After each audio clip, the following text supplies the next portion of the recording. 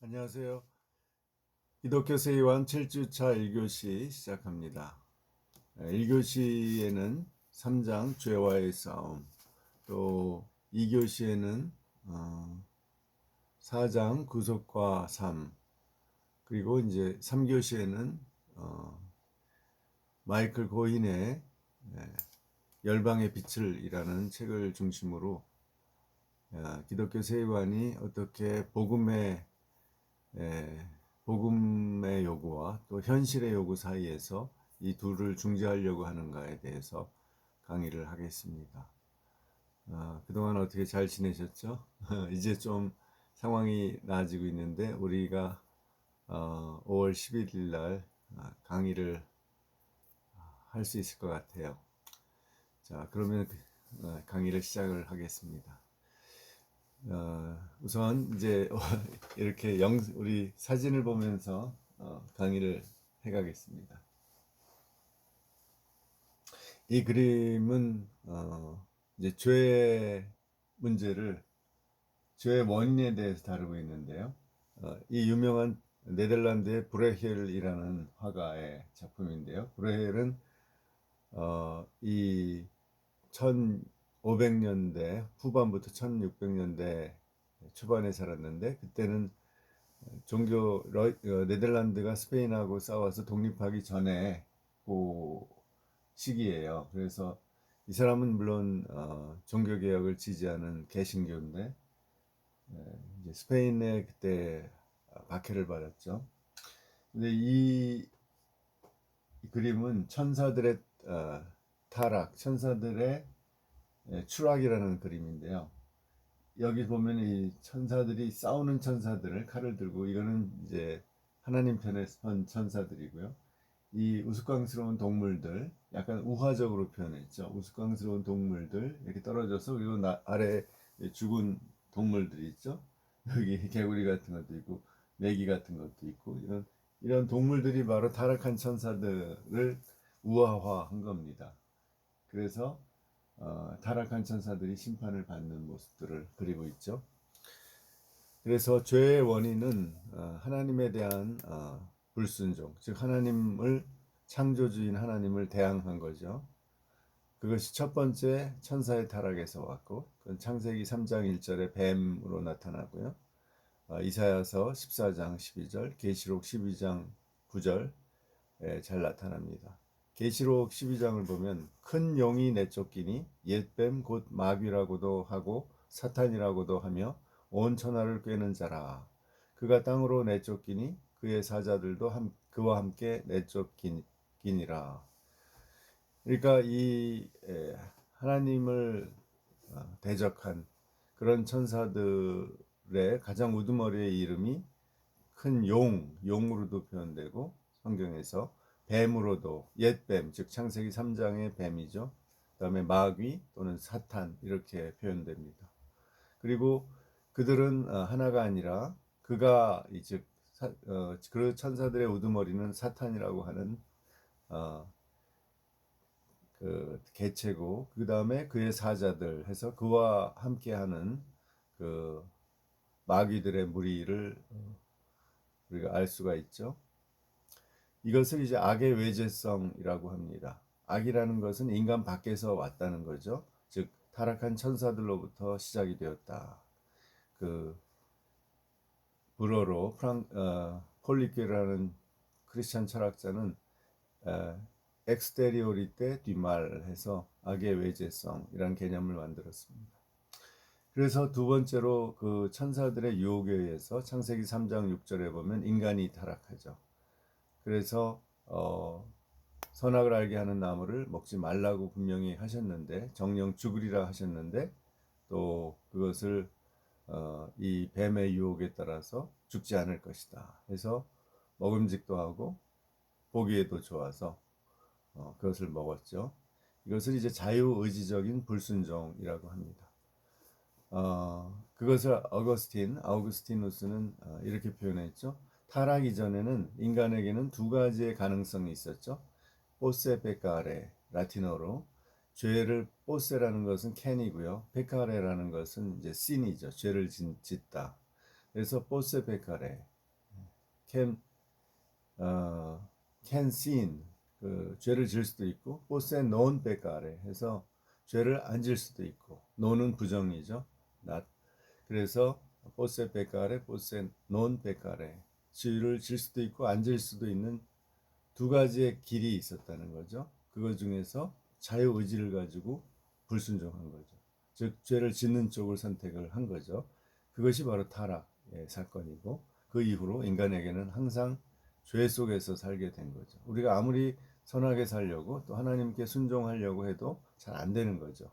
그것을 이제 오리지널 신, 원죄라고 합니다. 우리 마음대로 안 되는 이 우리의 존재의 조건이 돼버린 거죠. 이 그림을 더 보실까요?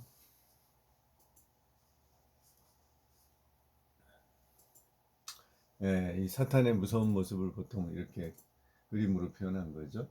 사탄과 그의 무리들, 즉 귀신들 또는 마귀들을 말합니다. 이것은 미켈란젤로의 천지 창조에 나오는 그림인데 이 뱀에 의해서 아담과 하와가 이제 이 선악과를 따먹게 되는 그리고 천사에 의해서 추방되는 그 그림을 이제 한 장의 그림에 양 두 사건을 표현했죠. 이것은 렘브란트, 유명한 네덜란드의 개신교 화가인 렘브란트가 아담과 하와가 이 선악과를 따먹는 그림입니다. 근데 이 뱀이 용의 모습으로 나오죠. 여기. 그 다음에 이걸 좀 더 자세히 보면요. 아담하고 하와가 이 열매를 놓고 의논하는 서로 대화를 하면서 이걸 먹을까 말까 의논하는 모습을 보여주죠. 여기서 이제 자유로운 선택의 결과라는 것을 보여주죠. 즉 이 아담의 표정을 보면 뭔가 지금 떳떳하지 않은 뭔가 나쁜 일을 할 때 사람들의 그 표정 어두운 표정을 표현하려고 렘브란트가 했죠. 그런데 보통 이제 여자 성경에는 이제 여자가 주는 이 선악과를 이제 수동적으로 먹은 것처럼 되어 있는데 이 그림에는 능동적으로 아담이 하와에게 얘기를 하면서 이 선악과에 손을 대는 것을 보여줍니다. 다음 그래서 이제 하나님을 피하게 되죠. 이 나무 숲 속에 숨어서 아담과 하와가 하나님을 두려워하고 하나님을 벌거벗은 것을 수치스럽게 생각하고 그래서 여기 가리고 식물로 나뭇잎으로 가린 것이 보이죠. 하나님을 등지는 그런 더 이상 이제 하나님을 앞에서 하나님을 맞이할 수 없게 된 거죠. 우리가 오늘날의 현실 아닙니까? 사람들이 하나님께 나가기를 싫어하는 거죠.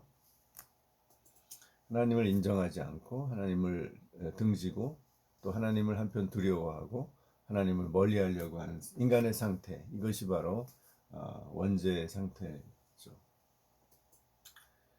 그래서 그 결과로 어떻게 됐나요? 이 죄의 결과로 엄청난 결과가 왔죠. 그 중에 가장 대표적인 것이 이 아담과 하와의 자녀들인 형제 가인이 아벨을 살인하는 죽이는 그런 결과가 바로 죄의 결과죠.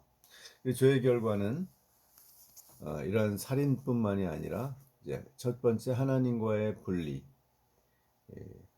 하나님을 두려워하고 하나님과 이제 분리되는 거죠. 마음에서부터 하나님과 분리되는 거죠. 두 번째, 그 하와와 아담이 서로를 책임을 전가하죠.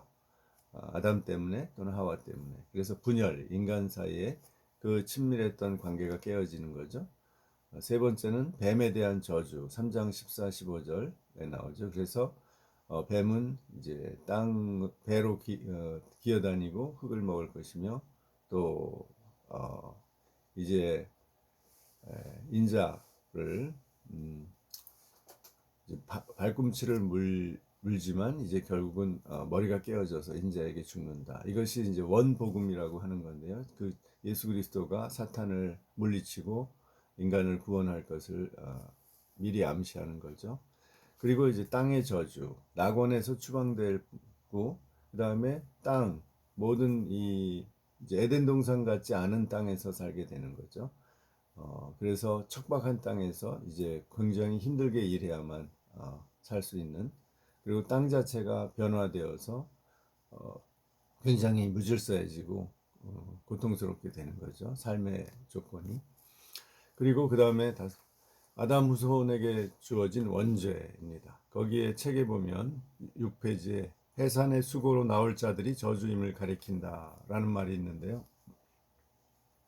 여기 해산의 수고로 나올 자들은 바로 아담과 하와의 후손인 인류죠. 인류가 이미 저주를 받았다는 거죠. 그것이 바로 원죄를 갖게 되었다라는 뜻이죠.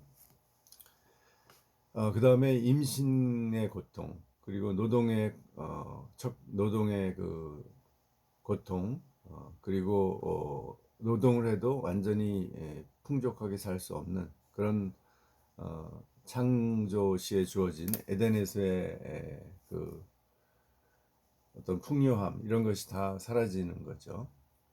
그래서 결국 인간에게는 생로병사가 생겨서 반드시 죽게 되는 거죠. 이렇게 개인적 차원 또는 가족적 차원에서만이 아니라 이제 인류 전체의 시기와 살인이 번져나가게 되고, 그리고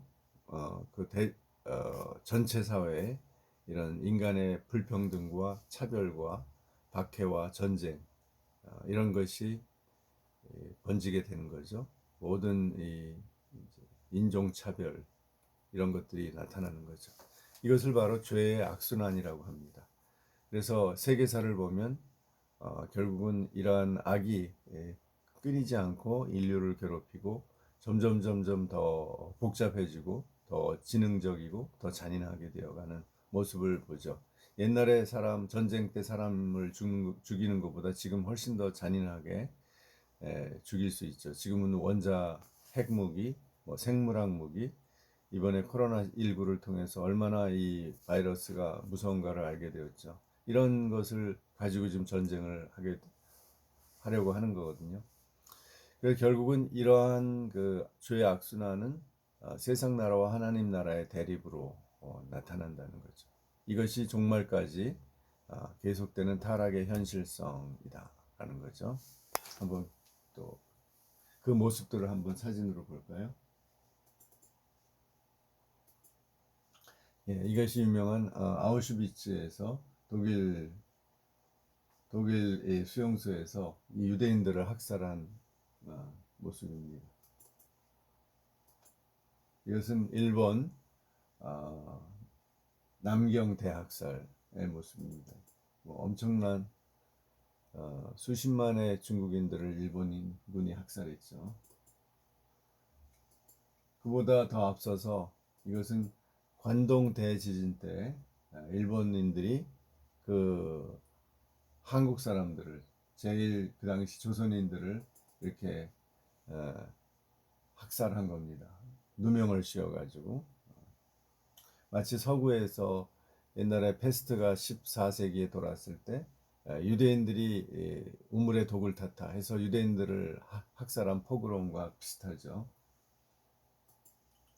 이거는 스페인 사람들이 이제 중남미의 인디안들을 정복한 후에 그들을 강제 노동을 시켰죠. 이렇게 광산에서 일을 시키고 금과 은을 캐도록 했는데 이제 도망치거나 일을 잘 안 하는 사람들, 이런 사람들을 잡아다가 이렇게 코를 자르고 또 손을 자르는 이런 잔인한 짓을 했죠. 또 이렇게 사람들을 목을 매달고 그 다음에 불을 지펴서 화형에 시키고 아이들을 맺히고 죽이고 이렇게 하는 잔인한 모습들을 남겼죠. 그래서 그 스페인 또 사람들이, 유럽 사람들이 퍼뜨린 이 질병, 전염병 때문에 그 당시 중남미의 인디어들의 인구가 거의 한 8, 90%가 100년 사이에 콜럼버스가 아메리카를 발견한 후 100년 사이에 8, 90%가 죽었다고 해요. 이거는 그 다음에 이거는 흑인들이 아프리카에서 이렇게 잡혀오는 모습이죠. 그런데 재미있는 것은 이 흑인들이 왜 아프리카에서 잡혀서 중남미로 오게 되었는가. 그래서 서인도 제도 보면 지금 흑인들이 많잖아요. 하이티 같은데. 그다음에 미국의 흑인 노예들이 나오죠. 또 브라질에도 노예들이 살게 돼서 지금 흑인들이 살죠. 섞여서. 그것은 스페인 사람 중에 아주 훌륭한 신부가 있었는데요. 드브리카사라는 신부가 인디어들이 너무 그렇게 강제 노동당하고 참혹하게 탄압당하고 그 다음에 죽어가는 걸 보고 그들을 너무 동정해서 스페인 왕한테 이것을 호소했어요. 이렇게 잔인하게 대해서는 안 된다. 그들을 도와야 된다. 해서 호소를 해서 많은 그 조치들이 취해졌는데 사실 워낙 떨어져 있기 때문에 이 중남미에서 그런 농장이나 광산을 운영하는 그 스페인 사람들이 그 말을 잘 안 들었죠. 그래서 이 드브리카사 신부가 제안한 것이 이 인도주의적인 그런 의도로 어, 이 인디오들 대신에 흑인들을 데려다가 일을 시키자라고 한 것이 노예제도에 아프리카 흑인들이 노예로 끌려오게 된 시초라고 합니다. 그러니까 얼마나 어처구니 없는 발상이에요. 인디오들을 구하기 위해서 흑인들을 대신 노예로 만들게 되었죠.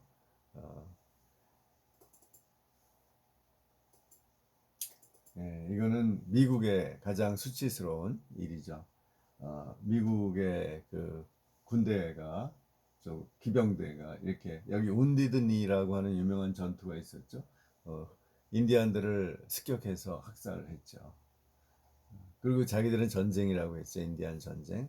그래서 그리고 이제 백인들이 땅이 필요하니까 흑인들의 땅을 다 뺏고 흑인들을 거의 불모지 지금 오클라호마 이런데 다 그 당시는 반사막 지역이었어요. 거기다가 몰아넣고서 거의 병들어 죽고 굶어 죽고 하는 그 인디안들의 대참사가 일어났죠. 그것을 200년 만에 미국 정부가 인디안들을 후손들에게 사과했다고 해요. 그러나 너무 늦었죠.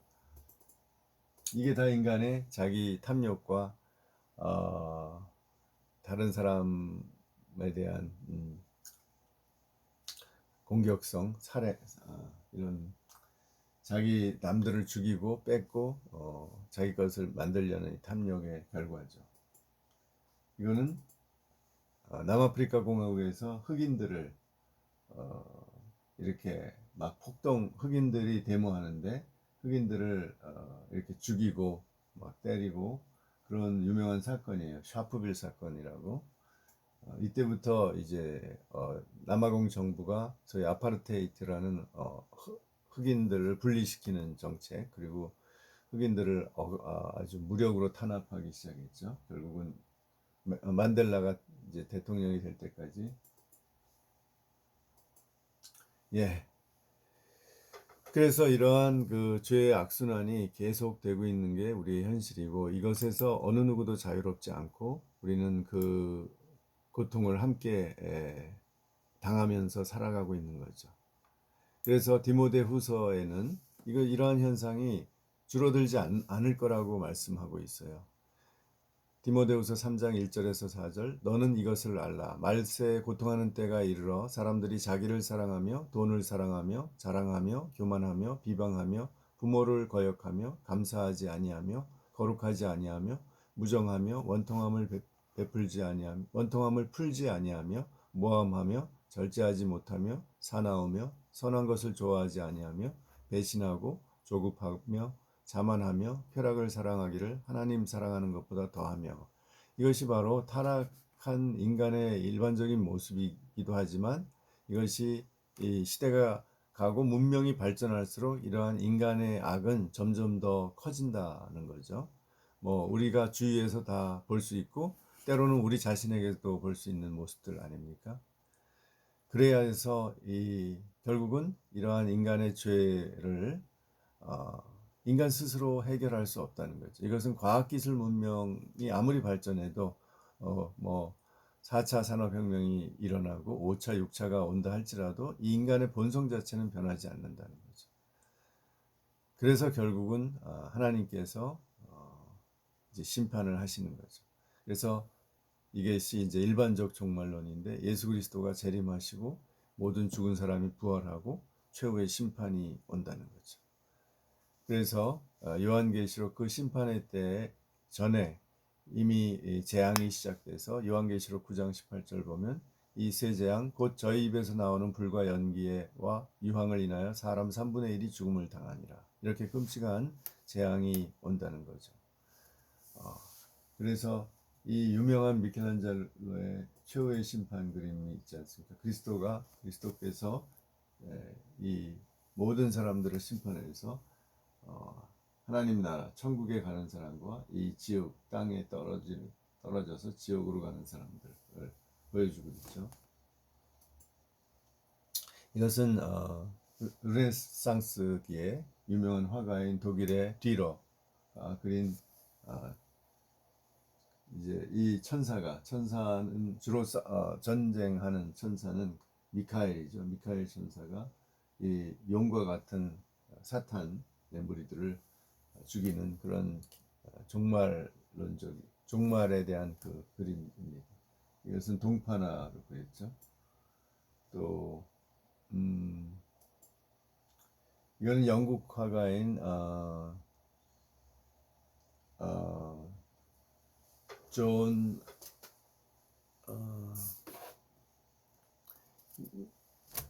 이름을 잊어버렸는데요. 그 화가가 그린 그림입니다. 이것도 좀 마지막 때에 이러한 재앙이 일어나는 거죠. 재앙이 일어난 사람들이 아래서 살려달라고 아우성치는 종말의 그림입니다. 이런 그림을 많이 그렸죠. 그가.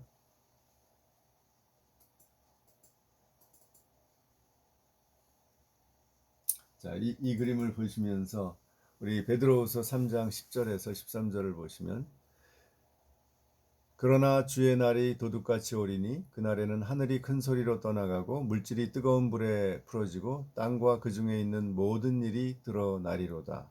이 모든 것이 이렇게 풀어지리니 너희가 어떠한 사람이 되어야 마땅하냐.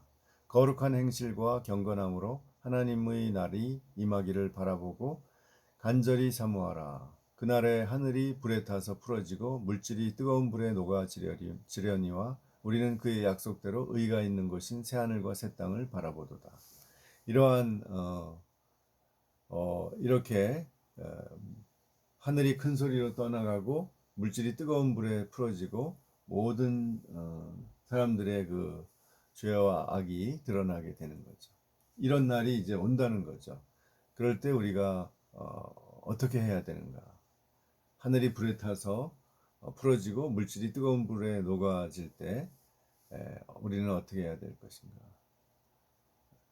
그때 우리는 이제 그리스도를 의지하고 우리가 들어가야 할 새하늘과 새 땅을 바라보는 거죠. 즉 이렇게 지구가 불로 타고 멸망해도 끝이 아니라 그것이 다 없어지는 것이 아니라 소멸이 아니라 새하늘과 새 땅이 여기에 임한다라는 거죠. 그게 요한계시록 20장에 나오죠. 21장과 22장에 나오는 거죠. 예, 이것이 죄의 출발부터 죄의 결과, 최종 결과입니다. 그래서 사탄과 또 그리스도의 공로를 의지하지 않는 사람들은 이제 무적행에서 영원한 형벌을 받게 되는 거죠. 마지막으로 이제 죄와 율법의 관계에 대해서 말씀을 드리겠습니다. 이것은 이제 성화에 관계되지만 죄의 문제를 어떻게 다루느냐의 문제입니다. 이제 기독교 강요에 보면은 칼빈이 제2권 7장에서 율법의 세 가지 용법을 얘기하고 있습니다. 그것이 이제 우리가 좀 이해를 해야 죄를 이해하는데 중요합니다. 첫 번째로 율법의 제1용법은 시민적 용법이라고 해서 도덕법을 말합니다. 그래서 우리가 살아갈 때 하나님의 의를 하나님을 안 믿는 사람도 압니다. 어느 정도 그 선의 그야말로 양심을 통해서 인간이 해서는 될 일과 하지 않아야 될 선과 악을 구별하는 능력이 있죠. 이것이 우리 마음에 주어진 율법이에요. 율법이 마음에 주어졌는데 첫 번째가 인간이 선악을 아는 거죠. 인간이라면. 두 번째, 두 가지의 용법, 두 번째 용법은 이제 경책적 용법이라고 해서 한자로 우리를 죄인인 것을 깨닫고, 그 다음에 그리스도께로 인도해 주는 거죠. 깨닫게 해서. 그것을 이제 성경에서는 몽학 선생, 그 어린아이를 가르치는 가정교사 같은, 이제 옛날에는 로마 시대 때는 노예였죠. 그런, 우리를 율법이 우리에게 가정교사처럼 우리의 죄를 깨닫게 하고 그리스도에게로 인도한다. 이것이 바로 율법이 갖는 이것을 하나님께서 하라 하지 말라 한 율법이 갖는 두 번째 용법입니다. 우리가 선악을 알아야 우리가 죄인이라는 걸 알게 되죠. 우리가 악을 행하면 내가 죄를 졌구나 알게 되고 그것을 통해서 그리스도의 이야기를 들었을 때, 그리스도의 소식을 들었을 때, 내가 죄인이니까 그리스도를 믿음으로써 구원받아야겠다라는 마음을 갖게 되는 거죠. 그 다음에 이제 율법이 우리가 구원받은 후에도 작용을 하는데 그것이 바로 제3용법인데 규범적 용법이라고 합니다. 그것이 뭐냐면 성화의 이제 기준이라는 거죠. 이제 더 이상 우리가 그 율법에 의해서 우리가 구원이 율법을 우리가 못 지켜도 우리가 구원에서 떨어지는 게 아니죠. 구원을 못 받는 게 아니에요. 그러나 우리 믿음으로 우리 죄를 져도 믿음으로 구원을 받았으니까 그리고 성화 후에도 죄를 짓거든요. 여러분이나 저나 그 신앙을 가진 후에도 죄를 졌죠. 또 뭐 지금도 짓고 앞으로도 질 수밖에 없죠. 그렇지만 우리에게 이 율법은 성화, 이제는 옛날에 모든 사람에게 시민적 용법으로 선악을 알게 했는데 이제는 세 번째로 신자에게 이것이 내가 성화 얼마나 됐느냐 안 됐느냐를 깨닫게 해주는 척도가 된다는 거죠. 이것을 율법의 제3용법, 규범적 용법이라고 합니다. 그러니까 이제 율법은 우리에게 구원의 어떤 수단이 아니에요. 뭐냐 하면 우리의 성화의 규범인 거죠. 우리가 율법을 어기는 것은 성화의 길로 가지 않는 거죠. 후퇴하는 거죠. 그래서 우리가 하나님께 순종해서 성화되는 삶이라는 것은 즉 신앙이 좋아지고 거룩해지는 삶이라는 것은 이 율법을 무시하면 안 되는 거죠. 특히 십계명의 핵심이죠. 그래서 이제 이제 이단의 문제 우리를 얘기하면 이 죄와 관련해서 가장 그 대표적인 게 구원파의 문제죠. 권신찬, 유병언, 이요한, 박옥수 이런 뭐 복음 침례회, 대한예수교 침례회, 기쁜 소식 선교회죠. 그러니까 이쪽인 침례교회에서 나왔는데요. 극단적인 침례교회 한 형태인데 이 죄를 너무 구원을 강조한 나머지 죄를 부정하는 겁니다. 구원받은 사람의 죄를 인정하지 않는 거예요. 그리고 이제 권신찬이나 유병헌은 하나님의 인격성을 부정해요. 그래서 인간이 하나님을 인격적으로 만날 수 없다고 하고 시한부 종말론을 강조해요. 그래서 옛날에 유병헌이 세모 사건을 1992년에 일으켰죠. 그것이 이제 일종의 시한부 종말론 공동체였죠.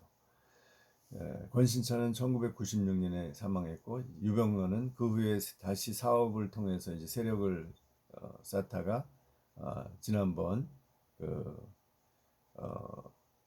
사건으로 그 세월호 사건으로 이제 죽은 걸로 우리가 알고 있죠.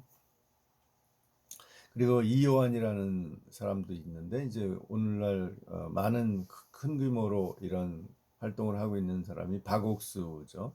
이 사람은 전형적으로 구원을 강조하고 그리고 죄를 부정해요. 구원 후에 그래서 이제 결국 자기 구원 후에는 죄라는 게 없어진다는 거예요. 그러니까 더 이상 우리가 죄를 졌다라고 얘기를 하면 안 되는 거죠. 그러니까 죄를 졌어도 죄를 졌다고 할 필요가 없는 거죠.